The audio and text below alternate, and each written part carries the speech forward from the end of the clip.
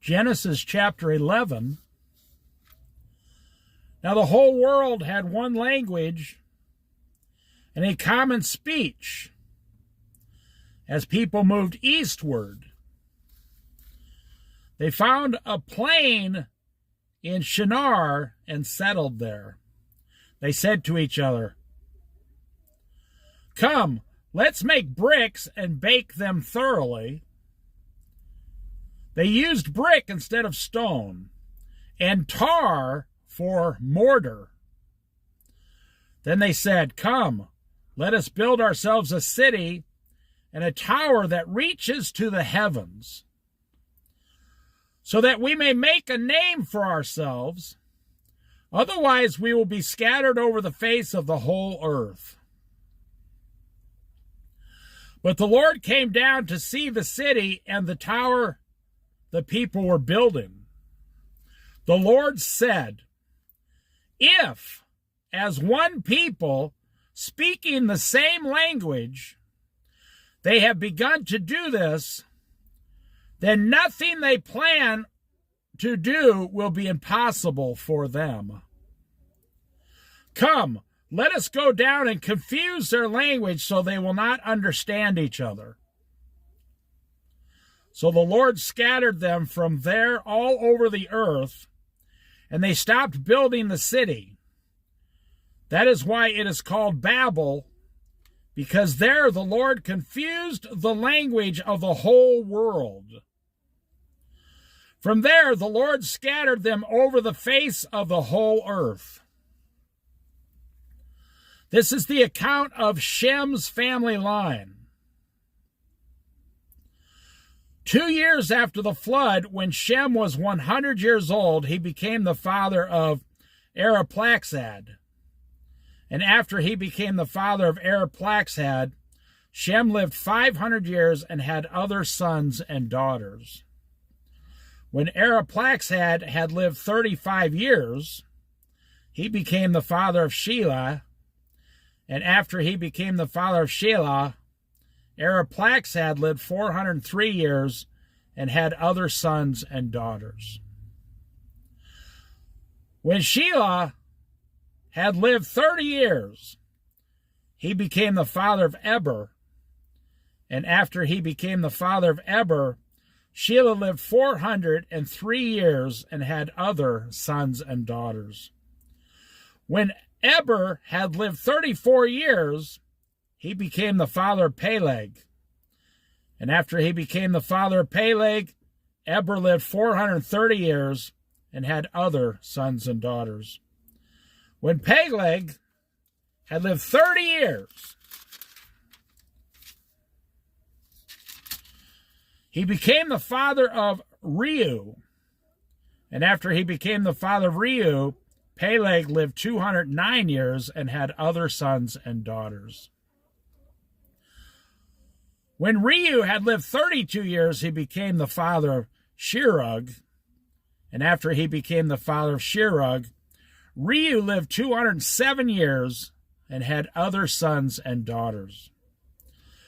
When Shirug had lived 30 years, he became the father of Nahor. And after he became the father of Nahor, Shirug lived 200 years and had other sons and daughters. When Nahor had lived 29 years, he became the father of Terah. And after he became the father of Terah, Nahor lived 119 years and had other sons and daughters. After Terah had lived 70 years, he became the father of Abram, Nahor, and Haran. This is the account of Terah's family line. Terah became the father of Abram, Nahor, and Haran. And Haran became the father of Lot. While his father Terah was still alive, Haran died in Ur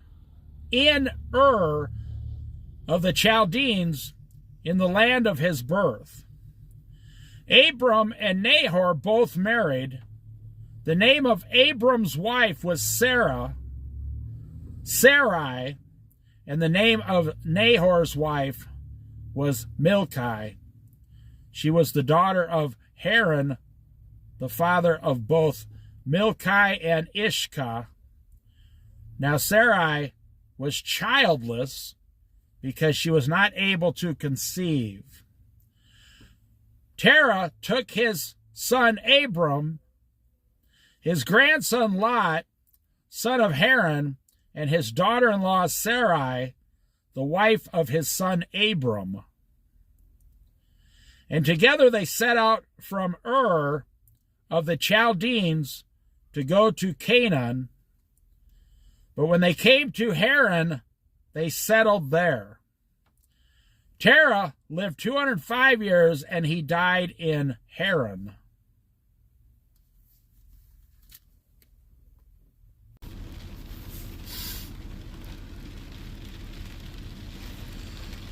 Genesis chapter 12. The Lord said to Abram, "Go from your country, your people, and your father's household to the land I will show you. I will make you into a great nation, and I will bless you. I will make your name great, and you will be a blessing. I will bless those who bless you, and whoever curses you, I will curse. And all the peoples on earth will be blessed through you." So Abram went as the Lord had told him, and Lot went with him. Abram was 75 years old when he set out from Haran. He took his wife Sarai, his nephew Lot, all the possessions they had accumulated, and the people they had acquired in Haran. And they set out for the land of Canaan, and they arrived there. Abram traveled through the land as far as the site of the great tree of Moreh at Shechem. At that time, the Canaanites were in the land. The Lord appeared to Abraham and said, "To your offspring I will give you this land." So he built an altar there to the Lord who had appeared to him. From there he went on toward the hills east of Bethel and pitched his tent, with Bethel on the west and Ai on the east. There he built an altar to the Lord and called on the name of the Lord. Then Abram set out and continued toward the Negev.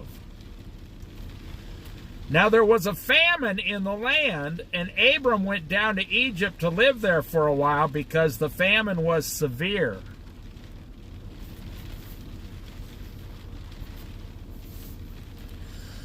Now there was a famine in the land, and Abram went down to Egypt to live there for a while because the famine was severe.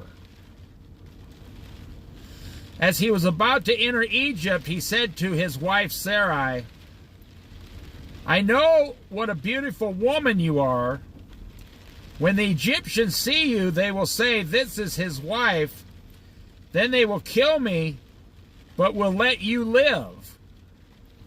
Say you are my sister, so that I may be treated well for your sake, and my life will be spared because of you." When Abram came to Egypt, the Egyptians saw that Sarai was a very beautiful woman. And when Pharaoh's officials saw her, they praised her to Pharaoh, and she was taken into his palace.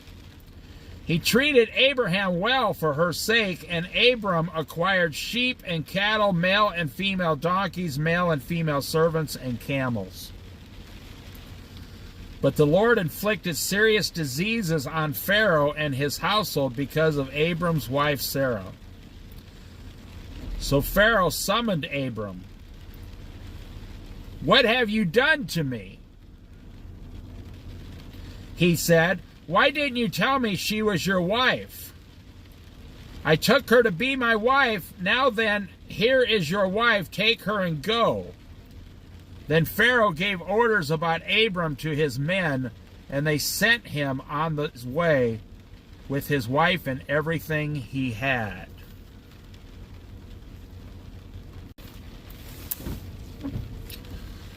Genesis chapter 13. So Abram went up from Egypt to the Negev with his wife and everything he had. And Lot went with him. Abram had become very wealthy in livestock and in silver and gold. From the Negev, he went from the place to place until he came to Bethel, to the place between Bethel and Ai, where his tent had been earlier, and where he had first built an altar. There Abram called on the name of the Lord. Now Lot, who was moving about with Abram, also had flocks and herds and tents. But the land could not support them while they stayed together, for their possessions were so great that they were not able to stay together. And quarreling arose between Abram's herders and Lot's. The Canaanites and Perizzites were also living in the land at that time. So Abram said to Lot, "Let's not have any quarreling between me and you, or between your herders and mine, for we are close relatives. Is not the whole land before you? Let's part company. If you go to the left, I'll go to the right. If you go to the right, I will go to the left." Lot looked around and saw that the whole plain of the Jordan towards Zoar was well watered, like the garden of the Lord, like the land of Egypt. This was before the Lord destroyed Sodom and Gomorrah.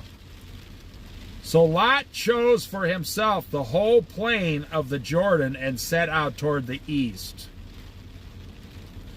The two men parted company. Abram lived in the land of Canaan. Lot lived among the cities of the plain and pitched his tents near Sodom. Now the people of Sodom were wicked and were sinning greatly against the Lord. The Lord said to Abraham after Lot had parted from him, "Look around from where you are, to the north and south, to the east and west. All the land that you see I will give you and your offspring forever. I will make your offspring like the dust of the earth, so that if anyone could count the dust, then your offspring could be counted. Go walk through the length and breadth of the land, for I am giving it to you." So Abraham went to live near the great trees of Mamre and Hebron, which he pitched his tents. There he built an altar to the Lord.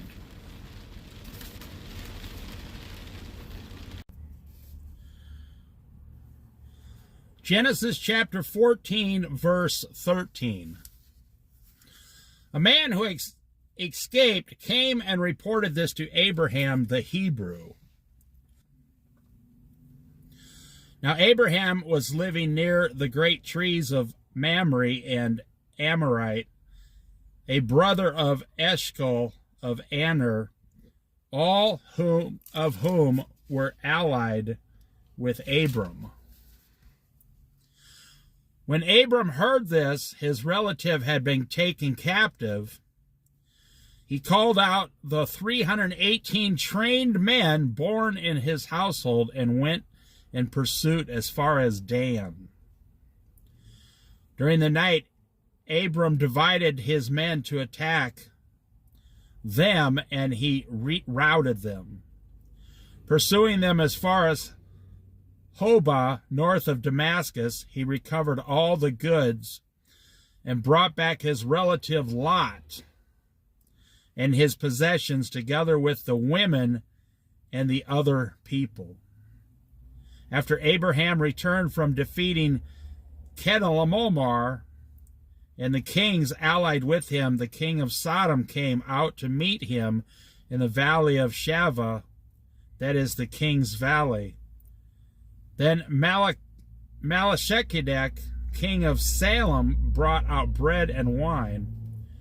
He was priest of God Most High.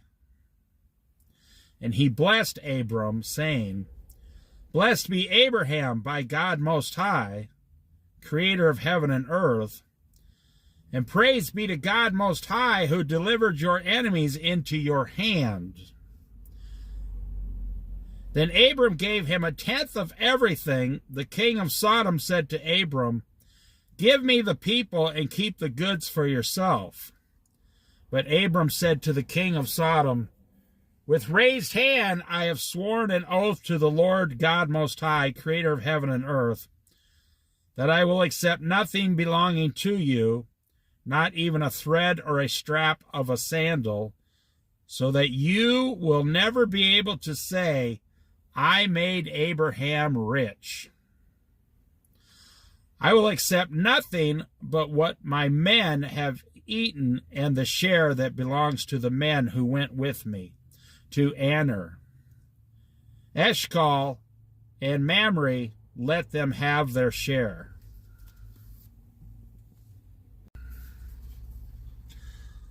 Genesis chapter 15. After this, the word of the Lord came to Abram in a vision.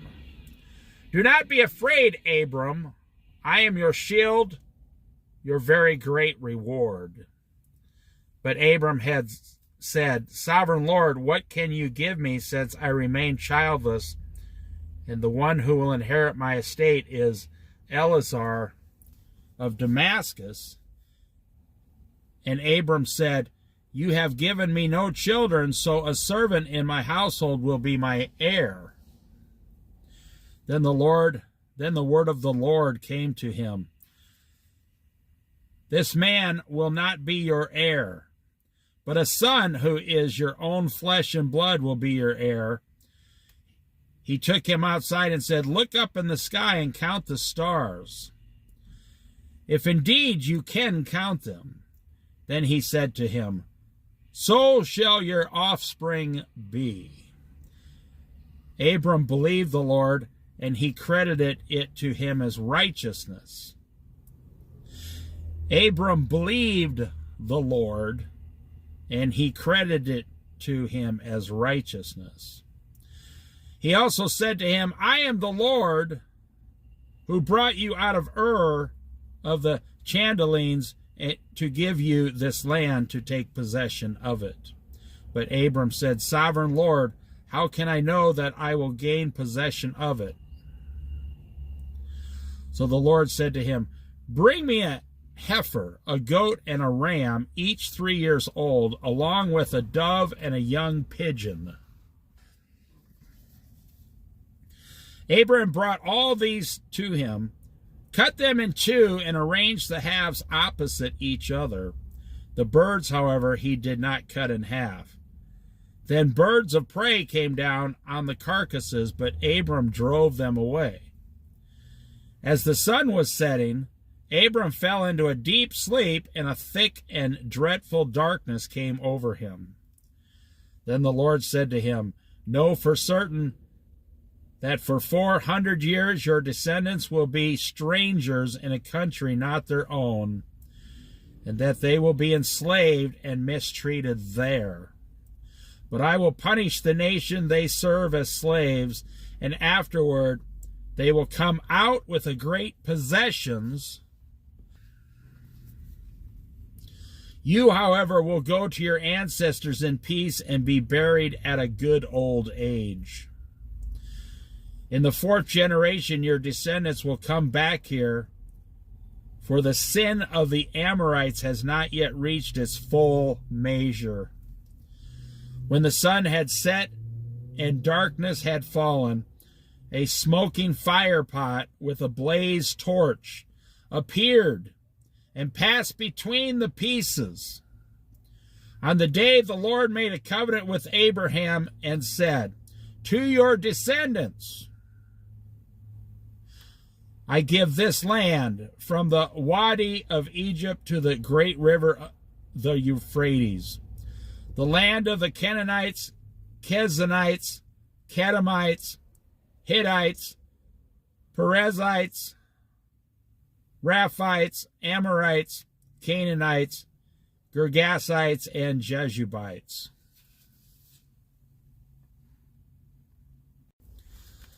Genesis chapter 16. Now Sarai, Abram's wife, had borne him no children, but she had an Egyptian slave named Hagar.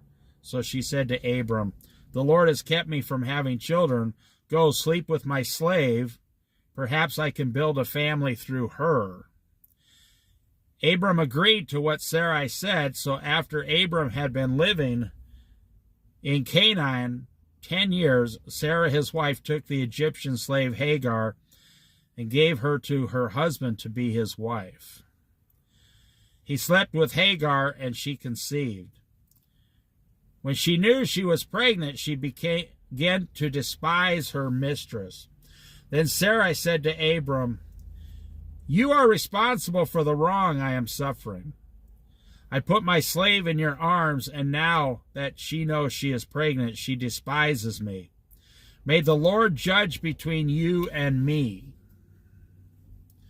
"Your slave is in your hands," Abram said. "Do with her whatever you think best." Then Sarai mistreated Hagar, so she fled from her. The angel of the Lord found Hagar near a spring in the desert. It was the spring that is beside the road to Shur.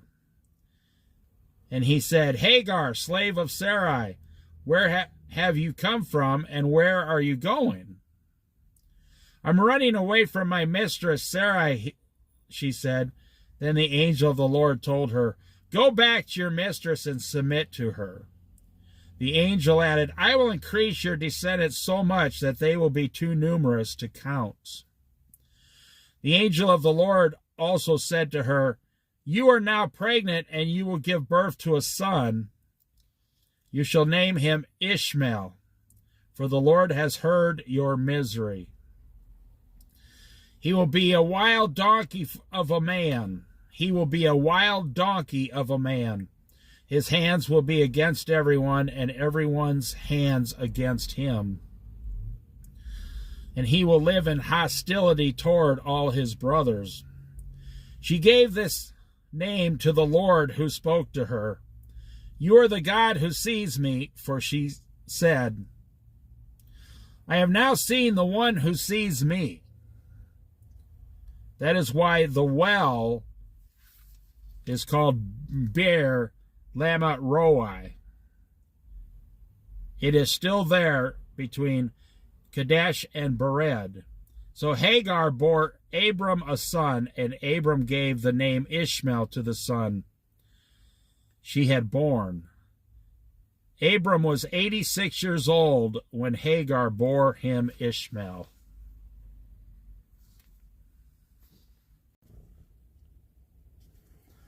Genesis chapter 17. When Abram was 99 years old, the Lord appeared to him and said, "I am God Almighty.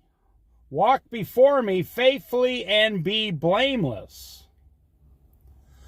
Then I will make my covenant between me and you and will greatly increase your numbers." Abram fell face down, and God said to him, "As for me, this is my covenant with you. You will be the father of many nations. No longer will you be called Abram.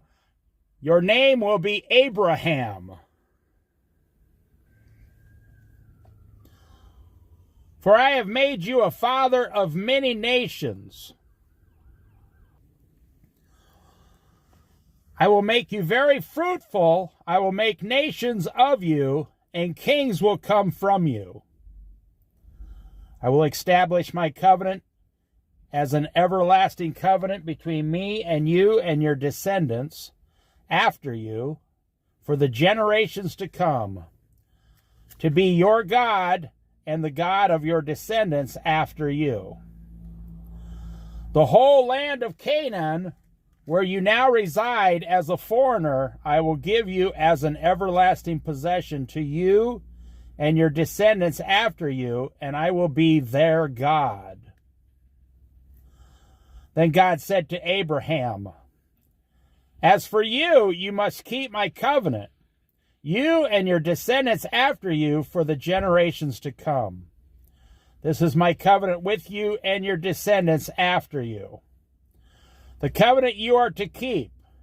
Every male among you shall be circumcised. You are to undergo circumcision, and it will be a sign of the covenant between me and you. For the generations to come, every male among you who is 8 days old must be circumcised, including those born in your household or bought with money from a foreigner. Those who are not your offspring, whether born in your household or bought with your money, they must be circumcised. My covenant in your flesh is to be an everlasting covenant.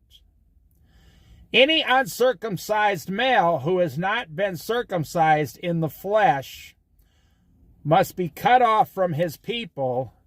He has broken my covenant.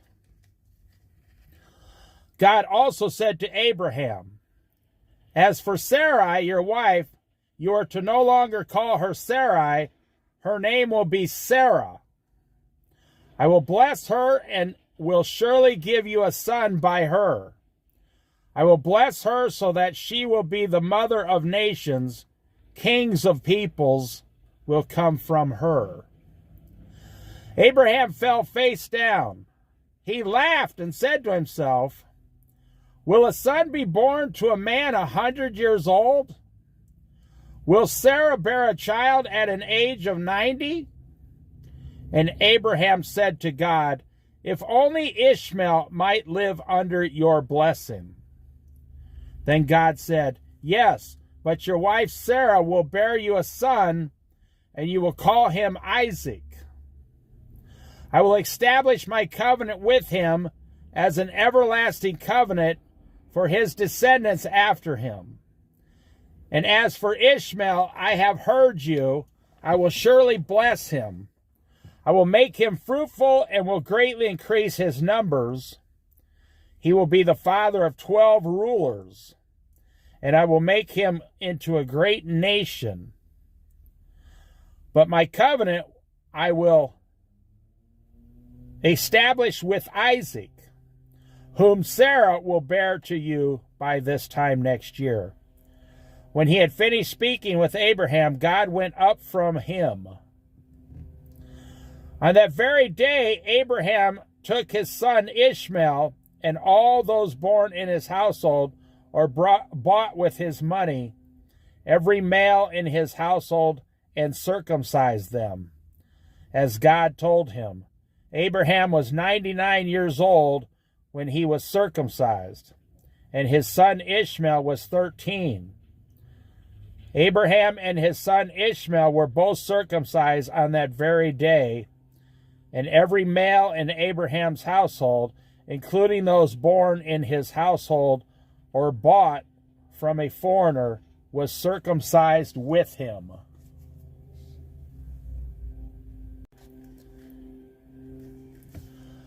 Genesis chapter 18. The Lord appeared to Abraham near the great tree of Mamre while he was sitting in the entrance to his tent in the heat of the day. Abraham looked up and saw 3 men standing nearby. When he saw them, he hurried from the entrance of his tent to meet them and bowed low to the ground. He said, if I have found favor in your eyes, my Lord, do not pass by your servant. Let a little water be brought, and then you may all wash your feet and rest under this tree. Let me get you something to eat so you can be refreshed and then go on your way, now that you have come to your servant. Very well, they answered, do as you say. So Abram hurried into the tent to Sarah. "Quick," he said, "get 3 sheaves of the finest flour and knead it and bake some bread." Then he ran to the herd and selected a choice, tender calf and gave it to a servant who hurried to prepare it. He then brought some curds and milk and the calf that had been prepared and set these before them. While they ate, he stood near them under a tree. "Where is your wife Sarah?" they asked him. "There in the tent," he said. Then one of them said, "I will surely return to you about this time next year, and Sarah your wife will have a son." Now Sarah was listening at the entrance to the tent, which was behind him. Abraham and Sarah were already very old, and Sarah was past the age of childbearing. So Sarah laughed to herself as she thought, "After I am worn out and my Lord is old, will I now have this pleasure?" She meant her husband. She used to call him Lord. Her husband was old. "My Lord is old. Will I now have this pleasure?" Then the Lord said to Abraham, "Why did Sarah laugh and say, 'Will I really have a child now that I am old?' Is anything too hard for the Lord? I will return to you at the appointed time next year, and Sarah will have a son." Sarah was afraid, so she lied and said, "I did not laugh." But he said, "Yes, you did laugh." When the men got up to leave, they looked down toward Sodom, and Abraham walked along with them to see them on their way. Then the Lord said, "Shall I hide from Abraham what I am about to do? Abraham will surely become a great and powerful nation, and all nations on earth will be blessed through him. For I have chosen him, so that he will direct his children and his household after him to keep the way of the Lord by doing what is right and just, so that the Lord will bring out for Abraham what he has promised him." Then the Lord said, "The outcry against Sodom and Gomorrah is so great, and their sin so grievous, that I will go down and see if what they have done is as bad as the outcry that has reached me. If not, I will know." The men turned away and went toward Sodom, but Abraham remained standing before the Lord. Then Abraham approached him and said, "Will you sweep away the righteous with the wicked? What if there are 50 righteous people in the city? Will you really sweep it away and not spare the place for the sake of 50 righteous people in it? Far be it from you to do such a thing, to kill the righteous with the wicked, treating the righteous and the wicked alike. Far be it from you, will not the judge of all the earth do right?" The Lord said, "If I find 50 righteous people in the city of Sodom, I will spare the whole place for their sake." Then Abraham spoke up again.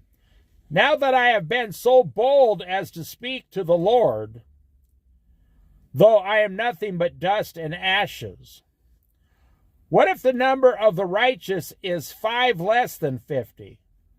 Will you destroy the whole city for a lack of 5 people? If I find 45 there," he said, "I will not destroy it." Once again he spoke to him. "What if only 40 are found there?" He said, "For the sake of 40, I will not do it."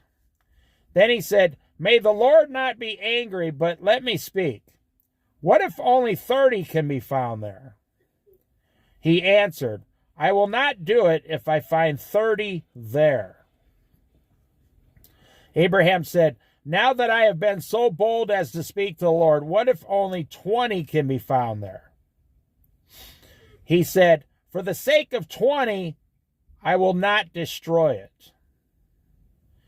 Then he said, "May the Lord not be angry, but let me speak just once more. What if only 10 can be found there?" He answered, "For the sake of 10, I will not destroy it."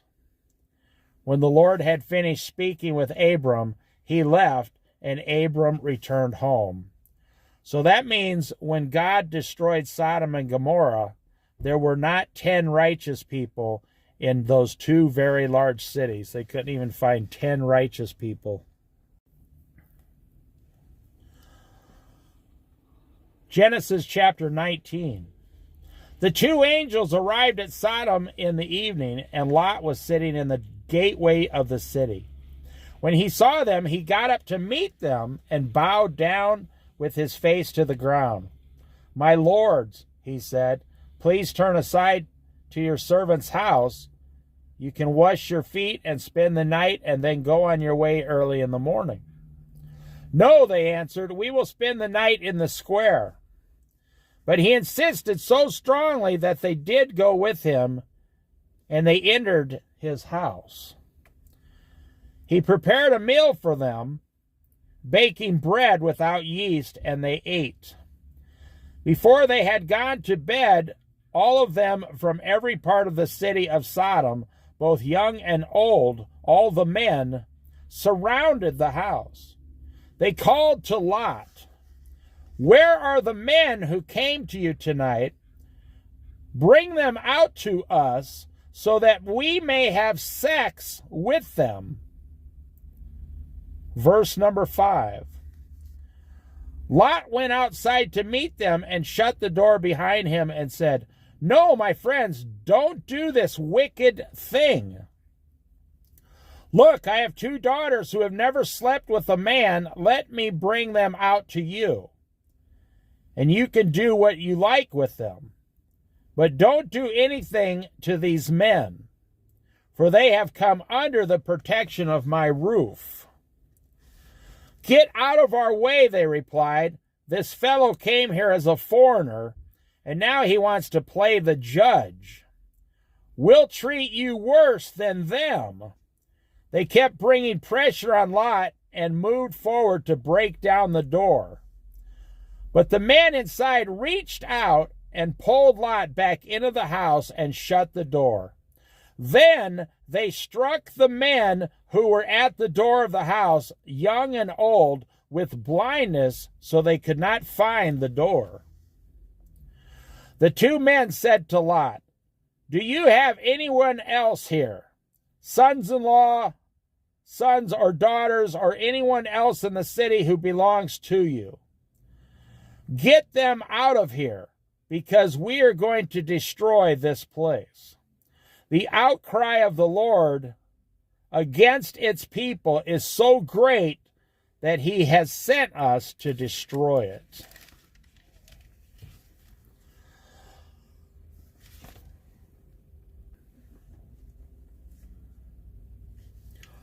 So Lot went out and spoke to his sons-in-law, who were pledged to marry his daughters. He said, "Hurry and get out of this place, because the Lord is about to destroy the city."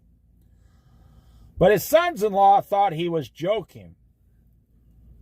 With the coming of dawn, the angels urged Lot, saying, "Hurry, take your wife and your 2 daughters who are here, or you will be swept away when the city is punished." When he insisted, the men grasped his hand and the hands of his wife and 2 daughters and led them safely out of the city, for the Lord was merciful to him. As soon as they had brought them out, one of them said, "Flee for your lives. Don't look back, and don't stop anywhere in the plain.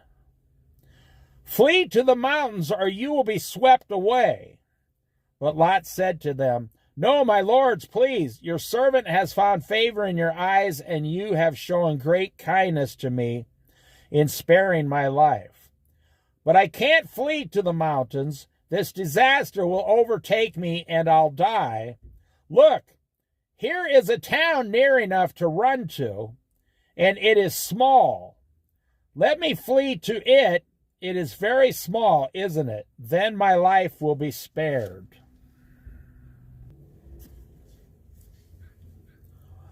He said to him, "Very well, I will grant this request too.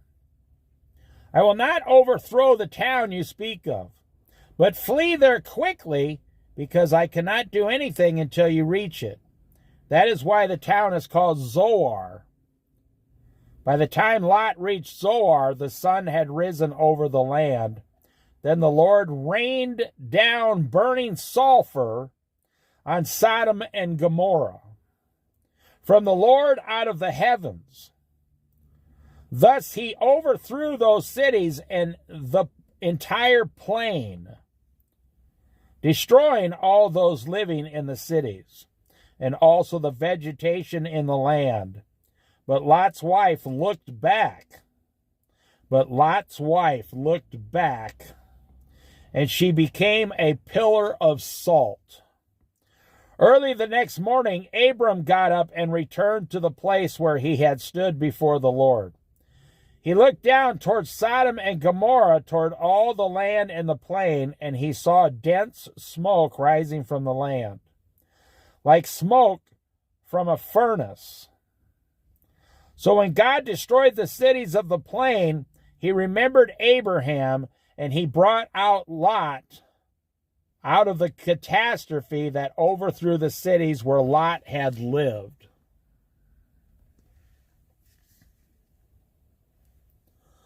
Lot and his 2 daughters left Zoar and settled in the mountains, for he was afraid to stay in Zoar. He and his 2 daughters lived in a cave. One day the older daughter said to the younger, "Our father is old, and there is no man around here to give us children, as is the custom over all the earth. Let's get our father to drink wine, and we will sleep with him and preserve our family line through our father." That night they got their father to drink wine, and the older daughter went in and slept with him. He was not aware of it when they lay down or when she got up. The next day the older daughter said to the younger, "Last night I slept with my father. Let's get him to drink wine again tonight. And you go in and sleep with him also, so we can preserve our family line through our father." So they got their father to drink wine that night also, and the younger daughter went in and slept with him. Again, he was not aware of it when she lay down or when she got up.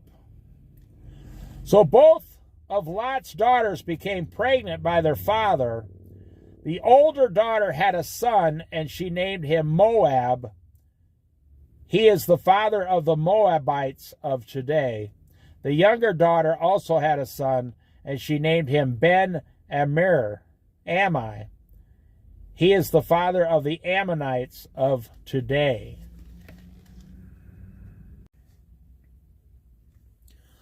Genesis chapter 20. Now Abraham moved on from there into the region of the Negev and lived between Kadesh and Shur. For a while he lived in Gerar, and there Abraham said to his wife Sarah, "This is my sister." Then Amalek, king of Gerar, sent for Sarah and took her. But God came to Amalek in a dream one night and said to him, "You are as good as dead because of the woman you have taken. She is a married woman." Now Amalek had not gone near her. So he said, "Lord, will you destroy an innocent nation? Did he not say to me, 'She is my sister'? And didn't she also say, 'He is my brother'? I have done this with clear conscience and clean hands." Then God said to him in the dream, "Yes, I know you did this with a clear conscience, and so I have kept you from sinning against me. That is why I did not let you touch her. Now, return the man's wife, for he is a prophet, and he will pay you, he will pray for you, and you will live. But if you do not return her, you may be sure that you and all you belong to you will die. Early the next morning, Abimelech summoned all the officials, and then he told them all that had happened, and they were very much afraid. Then Abimelech called Abraham in and said,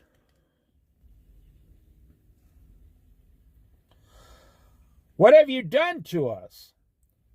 How have I wronged you that you have brought such great guilt upon me and my kingdom? You have done things to me that should never be done." And Abimelech asked Abraham, "What was your reason for doing this?" Abraham replied, "I said to myself, there is surely no fear of God in this place, and they will kill me because of my wife. Besides, she really is my sister, the daughter of my father through not of my mother, and she became my wife. And then God had me wander from my father's household. I told her, 'This is how you are to show your love to me. Everywhere we go, say of me, he is my brother.' Then Abimelech brought sheep and cattle and male and female slaves and gave them to Abraham, and he returned Sarah, his wife, to him. And Abimelech said, 'My land is before you, live wherever you like.' To Sarah he said, 'I am giving your brothers a household 1,000 shekels of silver.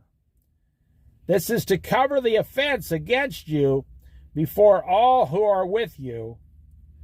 You are completely vindicated.' Then Abraham prayed to God, and God healed Abimelech, his wife, and his female slaves, so that they could have children again. For the Lord had kept all the women in Abimelech's household from conceiving because of Abraham's wife, Sarah.